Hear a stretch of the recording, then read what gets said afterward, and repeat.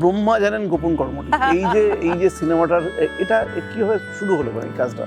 একদিন অরিত্র ফোন করলো আমাকে। আসলে আমি তো থিয়েটার করি, শিবুও থিয়েটারের ছেলে।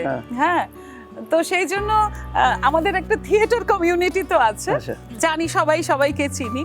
তো অরিত্র একদিন ফোন করলো, নন্দিনী তোমার সাথে একটা কথা আছে। বল না, এরকম আমি তোমার বাড়িতে যাব।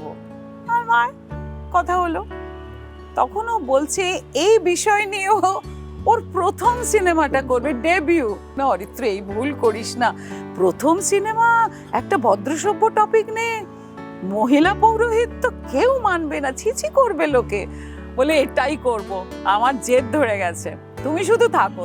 তোমার পুরো মানে 1 বছর লেগেছিল, ওরা গ্রাউন্ড ওয়ার্ক করলো।